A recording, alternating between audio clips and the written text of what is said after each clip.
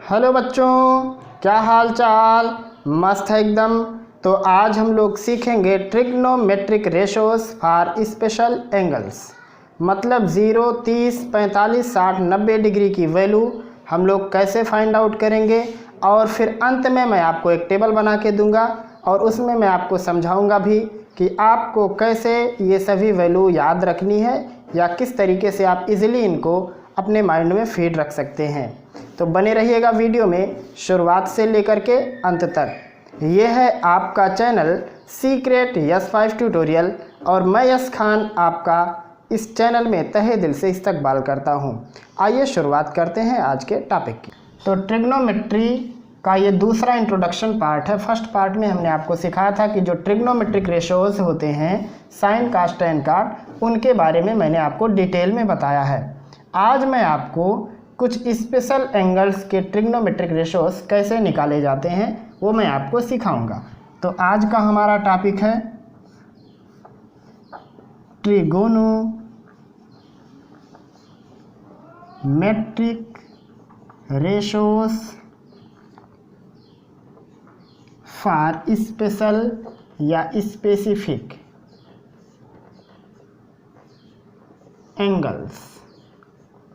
अब आप कहोगे ये स्पेशल एंगल कौन लोग हैं, कौन कौन से कोण हैं। तो ये कोण है 0 डिग्री, 30 डिग्री, 45 डिग्री, 60 डिग्री और 90 डिग्री। ये हैं स्पेशल एंगल। और बाद में भी एंगल आते हैं जैसे 15 डिग्री, 75 डिग्री, 18 डिग्री, 72 डिग्री, इस प्रकार से भी आते हैं। तो खैर वो आपके किताब में नहीं है, लेकिन अगर मौका मिलेगा तो मैं आपको ज़रूर बताऊंगा। तो हम लोग आज सीखेंगे कि 0, 30, 45, 60, 90 डिग्री की वैल्यू कैसे निकालना है और कैसे याद रखना है। तो इसके लिए हमको ज़रूरत पड़ती है एक राइट एंगल ट्रायंगल की, लेकिन यहाँ राइट एंगल से काम होने वाला नहीं है। तो यहाँ हम लोग जो ट्रायंगल बनाएंगे वो है एक समबाहु त्रिभुज। इसको नाम दे देते हैं ABC। अब आप कहोगे कि आपने राइट एंगल बनाने के बजाय इसको क्यों चुना।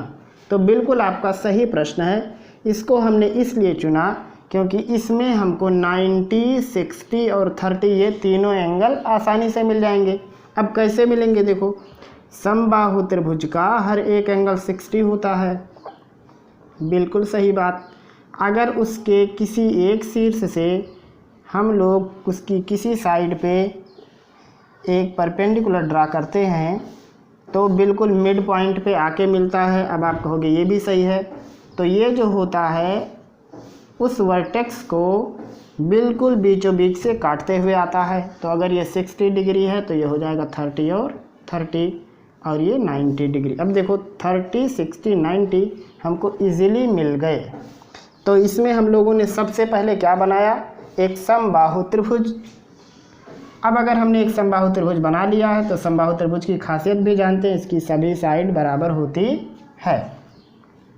तो हम लोग ऐसा लिखेंगे कि त्रिभुज ABC में इसकी सभी साइड क्या है, बराबर है। और मान लो उसको हमने उसकी साइड मान लिया A। ये भी बात आपको समझ में आ गई कि हमने इस पूरे ट्रायंगल की सभी साइड को बराबर समझा क्योंकि समबाहु है। और अगर समबाहु है तो हमने सबकी लेंथ को A मान लिया। तो अब रही बात इस BD और CD की, इनकी लेंथ कितनी होगी। तो आप कहोगे A का आधा होगा।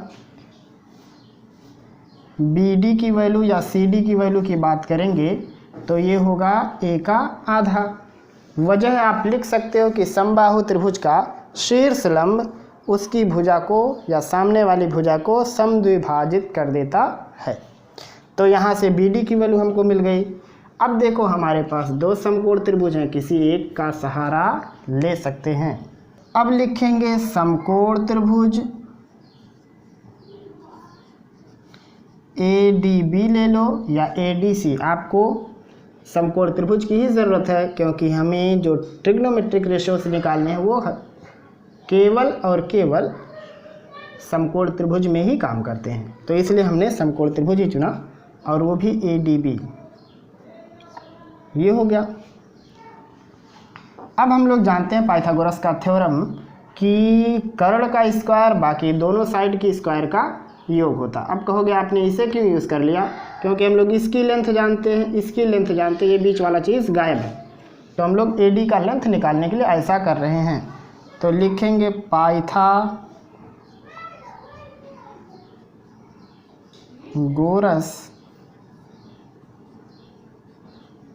प्रमेय से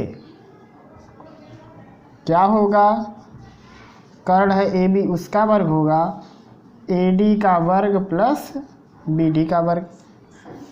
AB की लेंथ A है तो हो जाएगा A स्क्वायर इक्वल AD का लेंथ अता पता नहीं है उसका, हो जाएगा AD स्क्वायर प्लस BD वो पता है A/2, तो इसका स्क्वायर हो गया। यहाँ से ये हो गया A square equal AD square plus A square by 4। इसको इस साइड लेके आओ, तब होगा ये AD square equal A square minus A square by 4। थोड़ा और मेहनत करो तो होगा AD स्क्वायर, 4 का गुणा करेंगे तो 4A स्क्वायर में से A स्क्वायर लेस हो जाएगा, तो ये होगा 3A स्क्वायर अपान 4। थोड़ा सा और मेहनत करेंगे तब AD की वैल्यू मिल जाएगी। वर्गमूल निकालने पर A स्क्वायर का A होगा, 4 का 2 होगा, 3 का नहीं निकलेगा, तो ये होगा A/2 √3। ये लो, इनकी भी लेंथ आ गई, इनकी लेंथ जानते थे, इनकी लेंथ जानते थे। अब लाइन से निकालते हुए चलते हैं।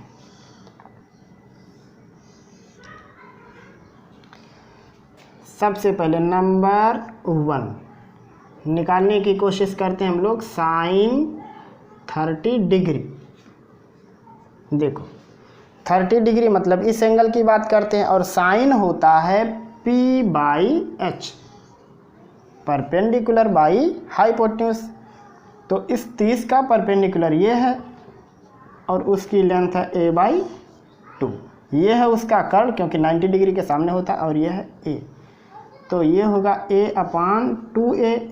A से A कैंसिल, वैल्यू आ गई 1/2, मतलब साइन 30 डिग्री की वैल्यू होती है 1/2। चलो अगला साइन 60 डिग्री देखते हैं। अब 60 यहाँ पे है, तो अब साइन 60 के लिए हमको परपेंडिकुलर अपान हाइपोटेन्यूज लेना है, तो ये है उसका लंब और ये है उसका कर्ण, यानी A/2 √3/A। तो ये होगा A√3/2A। A से A कट जाएगा तो वैल्यू निकल के आ गई √3/2। ये भी हो गया। तीसरा हम लोग निकालते हैं साइन 90 डिग्री। अभी 45 वाले का गेम बाद में करेंगे, 45 और 0 का, अभी 90 वाले का देखते हैं। तो 90 की अगर हम लोग बात करें किसी एक एंगल की, तो सोचो जब ये एंगल 90 होगा तो ये पूरा पूरा ओपन हो जाएगा। आई बात कुछ समझ में? देखो अगर इसको हम लोग 90 लिखें तो ये धीरे धीरे धीरे धीरे करके पूरा ओपन हो जाएगा। अब ये होता है परपेंडिकुलर अपान हाइपोटेन्यूज, तो उस समय क्या होगा, जब ये पूरा पूरा ओपन हो जाएगा तो दोनों की लेंथ सेम टू सेम हो जाएगी। मतलब क्या होगा कि इस पूरे की वैल्यू कितनी आएगी, 1। शायद आप ये बात समझ गए होंगे। देखो एक बार फिर से, जब इसको हम लोग 90 डिग्री लिखेंगे तब ये पूरा ओपन हो जाएगा, खुल जाएगा, और खुलने पर इसकी लेंथ मतलब ये वाली साइड और ये वाली साइड इक्वल हो जाएगी। तो शायद आप ये बात समझ गए होंगे। देखो कैसे, जब इसको हम लोग 90 लिखेंगे तो ये साइड हो जाएगी ओपन, क्योंकि 90 मतलब सीधा चला जाएगा। उस समय इसकी लेंथ और इसकी लेंथ बिल्कुल इक्वल हो जाएगी, तो कट के एक हो जाएगा। अब देखो हम लोग निकालने की कोशिश करते हैं कास को। चलो कास 30 डिग्री निकाल लेते हैं। अब कास 30 डिग्री कैसे निकालेंगे? कास 30, कास का होता बेस अपान हाइपोटेन्यूज, तो इस 30 के लिए बेस ये पूरा पार्ट है, मतलब a/2√3 अपान a, तो ये होगा a√3/2a, a से कट जाएगा तो ये होगा √3/2।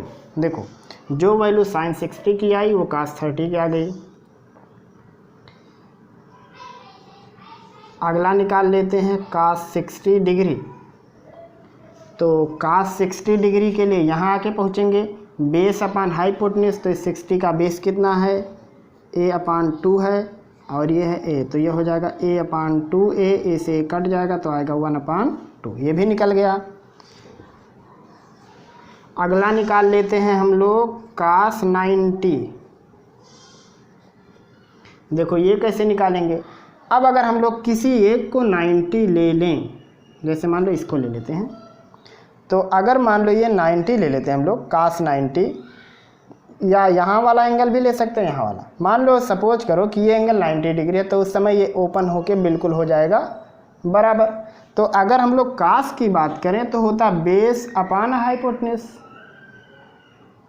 मतलब ये साइड अपान ये वाली साइड हो जाएगी, और उस समय हमारे पास कोई कर्ण या कोई बेस हमारे पास नहीं है।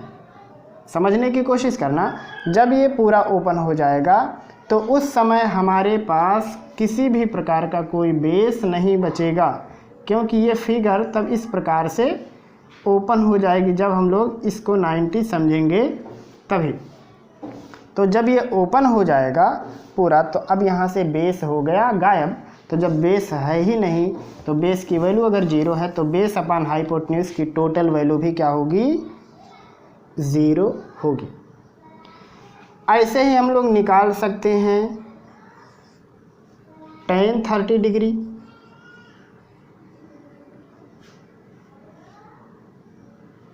अब अगर हम लोग tan 30 डिग्री की बात करें तो tan 30 के लिए हमको यहाँ आना पड़ेगा, लंब बटे आधार होता है tan का, तो ये होगा लंब इसका 1, ये a/2 और ये है a√3/2, a से a कट जाएगा, 2 से 2 कट जाएगा, तो ये होगा 1/√3। ऐसे ही अगर हम लोग बात करें tan 60 की, तो tan 60 के लिए हमको यहाँ रहना पड़ेगा, लंब बटे आधार मतलब ये नीचे वाला पार्ट इस बार ऊपर रहेगा, यानी a√3/2 अपान a/2, a से a 2 से 2 कट जाएगा तो आएगा √3। ऐसे ही अगर हम लोग बात करें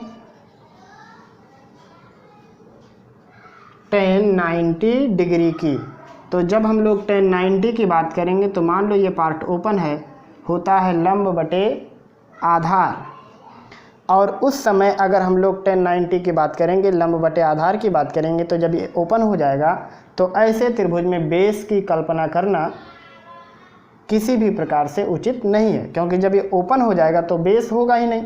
अभी जैसा मैंने आपको बताया कि जब यहाँ से ये कर्ण है, जब ये मूव करके यहाँ आ जाएगा तभी तो ये एंगल 90 डिग्री होगा, और उस समय ये कोई ट्रायंगल नहीं है, मतलब क्या कि इसमें बेस नहीं है, और जब बेस नहीं यानी आधार नहीं है तो आधार को हम लोग 0 लिखेंगे। अब tan की वैल्यू होती है लंब बटे आधार, तो जब आधार 0 है और किसी भी संख्या में अगर 0 से डिवाइड करें तो आता है इनफाइनाइट वैल्यू, इसको हम लोग कहते हैं अपरिभाषित भी, अपरिभाषित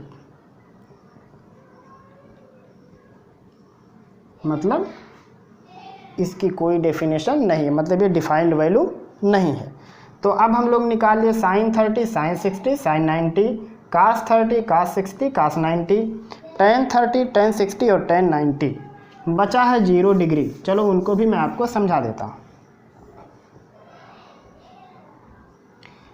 अगर हम लोग बात करें जैसे 10वां, अगर हम लोग बात करें sin 0 डिग्री, अब साइन होता है लंब बटे कर्ण या परपेंडिकुलर अपान हाइपोटेन्यूज। तो सोचो अगर ये 0 डिग्री होता, देखो अभी ये ट्रायंगल ऐसा है, 0 डिग्री कहने का मतलब है कि यहाँ पे ये जो एंगल है धीरे धीरे दब के आके इस पे मिल जाएगा। उस समय जब ये इस पे हो जाएगा तो यहाँ पे इस प्रकार से, मतलब ये इसी के ऊपर आके गिरेगा, तभी तो 0 डिग्री होगी। और उस समय ये जो लंब है धीरे धीरे छोटा होते होते धीरे धीरे आके यहाँ खत्म हो जाएगा। देखो जब ये 0 होगा तो धीरे धीरे आके इसको दबा के पूरा कर देगा बराबर, तो कोई लंब नहीं बचेगा। तो उस समय इसकी वैल्यू कितनी होनी चाहिए, 0। ऐसे ही आप cos 0 को सोच सकते हो। देखो cos 0 के लिए मान लो ये ट्रायंगल है और यहाँ 60 डिग्री है। जब ये 0 होगा तो ये पूरा पार्ट आके इस पर मिल जाएगा, तो उस समय ये वाला पार्ट हो जाएगा गायब। तो ये केवल दो भुजाएं उसकी जो ऐसे खुली हैं आके बंद हो जाएंगी, मतलब दोनों साइड एक जैसा हो जाएगा। तो बेस अपॉन हाइपोटेन्यूज, मतलब बेस की लेंथ और हाइपोटेन्यूज दोनों लेंथ इक्वल होगा, तो इसलिए इसकी वैल्यू कितनी होनी चाहिए, 1। अब अगर बात करें हम tan 0 डिग्री की,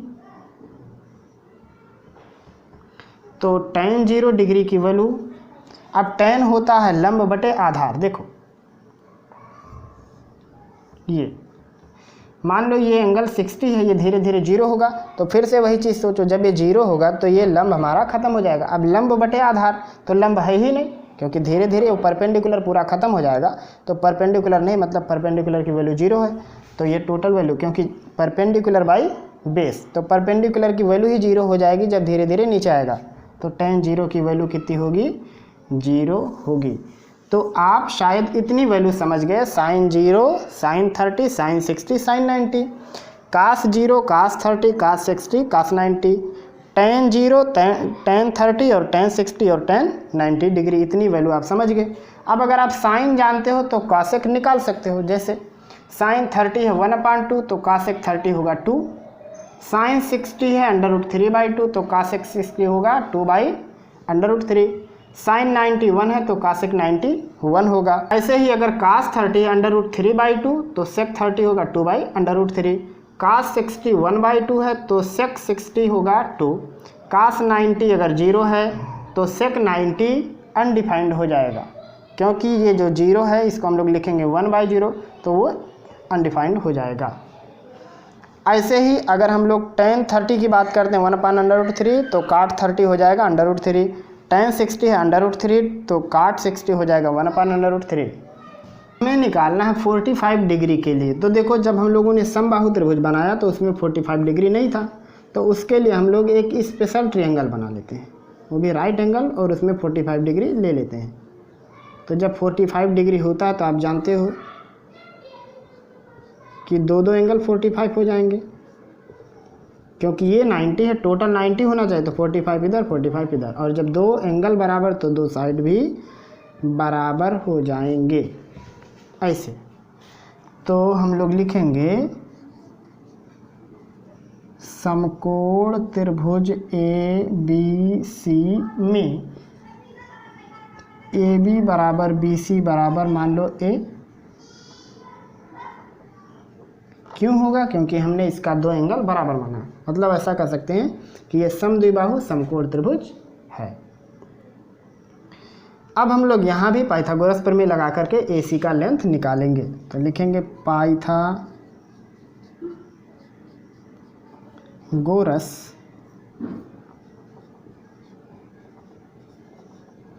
प्रमेय से AC स्क्वायर इक्वल होगा AB square plus BC square. AC का आता पता नहीं, निकालना है। AB है A तो A स्क्वायर, BC है A तो A स्क्वायर हो जाएगा। यहाँ से AC स्क्वायर इक्वल होगा 2A स्क्वायर, तब AC की वैल्यू होगी A स्क्वायर का वर्गमूल A, और 2 का नहीं निकलेगा तो A√2, मतलब ये लेंथ हो गया A, ये लेंथ हो गया A, और ये हो जाएगा A√2। अब लाइन से मैं आपको निकाल के दिखा देता हूँ। पहला जो छोटा था sin 45 डिग्री, तो जब आप 45 लोगे, चाहे ये वाला ले लो चाहे ये वाला, तो साइन के लिए होता है P/H, मतलब सामने की साइड बटे कर्ण। तो सामने इसकी लेंथ कौन सा है, A है, और यहाँ है A√2।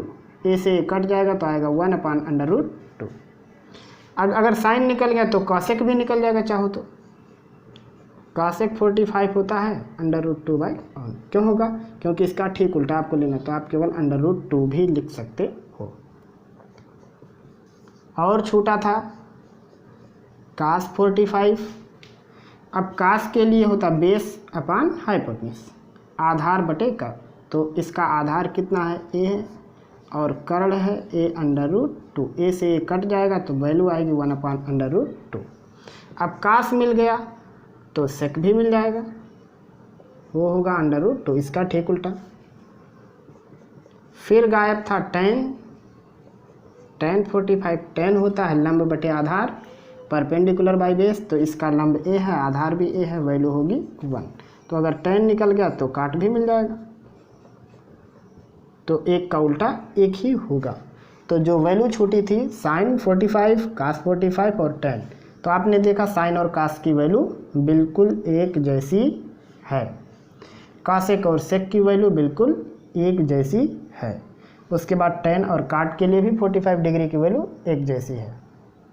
तो शायद आप trigonometric ratios of specific angles 0 degree, 30 degree, 45 degree, 60 degree और 90 डिग्री की वैल्यू कैसे निकालनी है समझ गए होंगे। अब हम आपको बताते हैं कि कैसे इन सभी वैल्यू को एक टेबल के रूप में आपको लिखना है और कैसे इनको आप इजीली याद रख सकते हैं, वो मैं आपको तरीका भी बताता हूँ। तो इसके लिए आपको बनाना होगा एक कॉलम, और यहाँ पे आप लाइन से लिखते हुए चलो 0 डिग्री एक हो गया, 30 डिग्री, 45 डिग्री, 60 डिग्री और ये लास्ट में 90 डिग्री।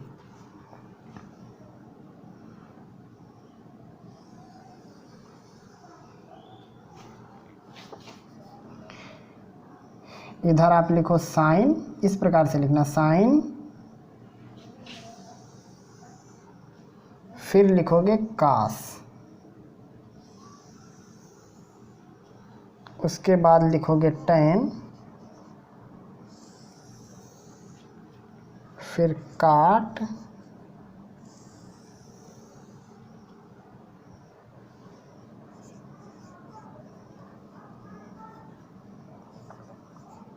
कॉसेक और लास्ट में लिखोगे सेक। तो इस प्रकार से आपको पहले टेबल बना लेनी है। अभी देखो साइन देखो याद कैसे करना है वो तो मैं अभी आपको बताता हूँ, पहले टेबल भरना मैं आपको बता देता हूँ। 0 1/2 1/√2 √3/2 और ये 1। देखो आपको केवल एक का याद रखना, बाकी किसी का नहीं याद रखना है पूरे टेबल में। पहली बात तो आप ये जानिए, आप एक याद रखो बाकी सारा काम खत्म। देखो जो साइन 0 की वैल्यू है वही cos 90 की भी होगी, जो साइन 30 की है वो cos 60 की होगी,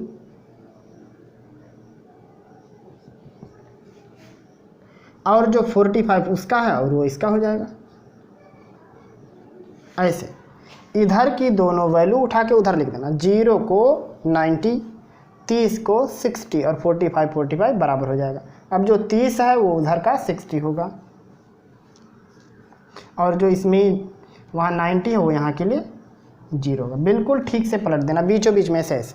देखो ये उधर और ये इधर, वो वाला इधर, ये वाला इधर, मतलब साइन 0 की वैल्यू और cos 90 की वैल्यू एक ही होगी, साइन 30 की वैल्यू cos 60 की वैल्यू एक ही होगी, साइन 45 और cos 45 एक जैसे होंगे। बस आपको एक बनाना, बाकी सब बन जाएगा। देखो लाइन से कैसे, अब tan होता है साइन बटे cos, ऐसा भी समझ सकते हो। तो 0/1 मतलब 0, 2 से 2 को काट देना तो बचेगा यहाँ 1/√3। ये पूरा पार्ट कट जाएगा एक दूसरे से, तो यहाँ बचेगा 1, 2 से 2 कट के बचेगा √3, 1/0 मतलब इन्फिनिट। अब tan का ठीक उल्टा काट होता है, या उसको इधर इसको उधर ऐसे भी कर सकते हो। तो देखो 0 का उल्टा हो जाएगा इन्फिनिट, 1/√3 को उल्टा लिखोगे तो √3 होगा, या कह सकते हो इधर वाला इधर 1 का 1 ही होगा, ये हो जाएगा 1/√3 और ये इसका उल्टा हो जाएगा 0। देखो बिल्कुल ठीक वैल्यू, इधर 0 है तो उधर 0, उधर 90 के लिए इधर का 0। कासेक के लिए, अब देखो कासेक के लिए साइन का ठीक उल्टा होता है कासेक, तो ये 0 है तो ये हो जाएगा इन्फिनिट, 1/2 है तो ये 2 हो जाएगा, 1/√2 है तो ये √2 हो जाएगा, 60 के लिए √3/2 है तो ये हो जाएगा 2/√3 और ये 1 है तो यहाँ 1 ही रहेगा। अब सेक के लिए, सेक कास का उल्टा होता है, तो ये 1 का उल्टा 1 ही होगा। √3/2 का उल्टा 2/√3 होगा। 1/√2 का उल्टा √2 होगा। 1/2 का उल्टा 2 होगा, और उसके बाद 0 का इन्फिनिट। तो आप देख रहे हो, देखो ये दोनों टेबल, ये दोनों और ये दोनों एक दूसरे से मैचिंग कर रहे हैं। देखो कैसे, इधर 0 तो इस साइड 0, 1 1, ये देखो बिल्कुल ऐसा क्रॉस सिस्टम है इन दोनों में। देखो ये पार्ट, ये पार्ट, ये पार्ट, ये पार्ट, और इन दोनों में इन्फिनिट यहाँ है 1 1 2 2 2/√3 2/√3 √2 मतलब आप क्या कह सकते हो कि अगर आपको साइन की वैल्यू याद है तो आप पूरा टेबल इजीली याद रख सकते हो। आपको साइन याद रखना है, साइन का अंश और हर पलट दोगे तो कासेक आ जाएगा। साइन में कोणों को उल्टा करो, मतलब जो वैल्यू साइन में 0 की वही कास में 90 की, जो साइन में 30 वही कास में 60, जो साइन में 45 वही कास का भी 45, जो साइन का 60 वही कास का 30, जो साइन के लिए 90 डिग्री की वैल्यू वही कास के लिए 0 डिग्री की वैल्यू होगी। और जब आप साइन और कास निकाल लेंगे तो साइन निकाल लेंगे तो कासेक आ गया, कास निकाल लिए तो सेक आ गया, और tan निकालने के लिए साइन बटे कास कर देना। आओ मैं आपको यहाँ सिखाता हूँ अब इनको याद कैसे रखेंगे। मान लो आप ये भूल गए तो कैसे, देखो इसके लिए आप लिख लो पहले 0 डिग्री, 30 डिग्री, 45 डिग्री, 60 डिग्री और 90 डिग्री। नीचे लिखो 0 1 2 3 4 लाइन से, और सबको अंडर रूट में बंद कर देना, सबके नीचे 2 लगा देना, और यही है आपका फाइनल रिजल्ट। ऐसे जब आपसे कोई पूछेगा साइन 0 तो समझ लेना कि अंडर रूट में 0/2 कोई कह रहा है। साइन 30 तो 0 के बाद 30, ऐसा तो ऐसे गिनना 0 1 2 3 4, 30 कहेगा तो 0 फिर 30, मतलब आपको 2 अंक 0 और 1। ऐसा आपसे कोई कहे 45 तो 3 हो गया, तो आप यहाँ से करोगे 0 1 2। कोई आपसे कहे 90 तो 0 1 2 3 4, जो भी गिनती आएगी उसको अंडर रूट में बंद करके नीचे 2 लगा देना। अब देखो वैल्यू कैसे निकलती है। अंडर रूट 0 की वैल्यू 0 और 0/2 मतलब 0। अंडर रूट 1 की वैल्यू 1, ये हो जाएगा 1/2। अंडर रूट 2 को अंडर रूट 2 ही रहेगा, और इस 2 को लिख सकते हैं under root 2 into under root 2, एक कट जाएगा तो आएगा 1/√2। ये अंडर रूट 3/2, अंडर रूट 4 का स्क्वायर रूट 2 होगा 2/2 मतलब 1। तो देखो इजली आपका एक लाइन पूरा कंप्लीट हो गया। 0 हाफ 1/√2 अंडर रूट 3/2 और 1। मैंने आपसे कहा कि आप बताओ cos 60 डिग्री की वैल्यू, तो आप तुरंत सोच लो कि साइन 30 डिग्री की वैल्यू कितनी होगी। अब साइन 30 के लिए 0 फिर 30 यानी 0 और 1, तो 1 के लिए अंडर रूट 1/2 मतलब 1/, तुरंत ख़त्म। मैंने आपसे कहा कि आप cos 90 डिग्री की वैल्यू बताओ, जैसे मैंने 90 कहा तो तुरंत आप साइन 0 सोच लो, मतलब आपको 90 में से लेस सोचना है। मैंने 60 कहा तो आप 90 - 60 सोचो, मैंने 90 कहा कास में तो आप 90 - 90 सोचो। तो जब 90 - 90 मतलब 0, और आप जानते हो 0 के लिए 0 वैल्यू 0। मैंने आपसे कहा कि cos 45 डिग्री सोचो, तो आप कहोगे 45 है तो 90 - 45 हमको सोचना, मतलब हमको क्या सोचना है साइन 45, और साइन 45 के लिए 0 30 45, 45 के लिए अंडर रूट 2/2 मतलब 1/√2। मैंने कहा आपसे कि आप बताओ tan 60, तो आप तुरंत सोच लोगे साइन 60 अपान cos 60, तो इसको तुरंत सोच लेना साइन 60 अपान साइन 30। जब भी कास में कोई वैल्यू आपसे पूछी जाए तो आप उसको 90 माइनस में समझो तो साइन समझोगे, जैसे 60 है तो 90 - 60 समझोगे तो साइन आएगा, मतलब 90 - 60 मतलब 30 होगा। तो अब साइन 60 की वैल्यू तुरंत लिख दो अंडर रूट 3/2, साइन 60 की 1/2, 2 से 2 काट के तुरंत अंडर रूट 3। लेकिन अंत में मैं आपको एक सलाह देता हूँ कि वहाँ जो कुछ भी चीज़ लिखा हुआ है वो वास्तव में आपको अंधेरे में डालता है। ये मैं रियलिटी बता रहा हूँ, आपको बहुत से जगहों पर ऐसा मिल जाएगा और आप खुश हो जाओगे कि नहीं जो चीज़ लिखा वास्तव में बहुत जल्दी समझ में आएगा। लेकिन हकीकत ये होता है कि जब ऐसा होता है तो वहाँ पे आपकी तार्किक शक्ति छीन ली जाती है, आपका क्रिएटिव माइंड धीरे धीरे काम करना बंद करता है। तो मैं आपसे कहूँगा कि आप उनको रटो मत, वो ट्रिक अपने दिमाग में लाओ ही मत, वो तो इमरजेंसी के लिए है।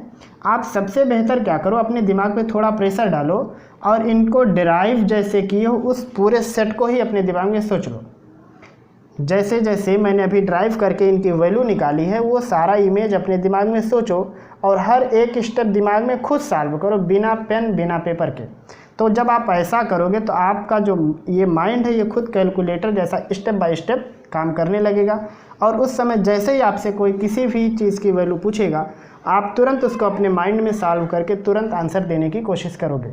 लेकिन जब आप ऐसे ट्रिक के पीछे पड़ोगे तो आप अपने माइंड पे फोर्स नहीं डालोगे, और जब माइंड पे आप फोर्स नहीं डालते हो तो माइंड धीरे धीरे काम करना कम कर देता है, और फिर क्या होती है, हमारी धीरे धीरे याददाश्त भी लो होने लगती है। तो शायद मेरा कहने का जो मकसद आप समझ गए होंगे। अगर फिर भी आप उसको याद रखना चाहते हो तो उसको आप ऐसे 0 1 2 3 4 करके अंडर रूट में याद रखना और नीचे सबके 2 लगा देना, आपको 0 30 45 60 90 की वैल्यू मिल जाएगी। और ये है आपके सामने उसका टेबल। तो शायद आज का जो वीडियो था हमारा trigonometric ratios of specific angles आप समझ गए होंगे। अगर फिर भी आपका कोई सवाल होगा तो आप हमें ज़रूर बताएंगे। तो आज का हमारा जो सेशन था वो था trigonometric ratios for specific angles 0 30 45 60 और 90 डिग्री के लिए साइन कास टेन काट से कासेक का मान। तो शायद आप आज का हर एक चीज़ हर एक तथ्य समझ गए होंगे। अगर फिर भी आपका कोई प्रश्न होगा तो आप हमें ज़रूर बताइएगा। लेकिन फिर से जाते जाते मैं आपको एक बात फिर से बता रहा हूँ कि यहाँ जो कुछ भी आपको ट्रिक के रूप में दिख रहा है आप उस बहकावे में नहीं आएंगे, क्योंकि ये आपके क्रिएटिव माइंड को छीड़ कर सकता है। ये तो मैंने आपको बताया इमरजेंसी में। आप हमेशा डेरिवेशन को ही अपने माइंड में इंस्टॉल करो, डेरिवेशन को ही सोचने की कोशिश करो, तब आपकी दक्षता और बढ़ेगी। और ये जो आपके सामने टेबल है आप इस टेबल को याद करने की कोशिश करो। आप जैसे जैसे सवाल लगाते जाओगे आपको खुद याद हो जाएगा, आपको चिंता करने की कोई ज़रूरत नहीं है। तो फिर मिलेंगे हम लोग जल्द ही अगले सेशन में। तब तक के लिए पढ़ते रहिए, अपनी तैयारी और भी बेहतर तरीके से करते रहिए। हमें दीजिए इजाज़त। खुदा हाफिज़।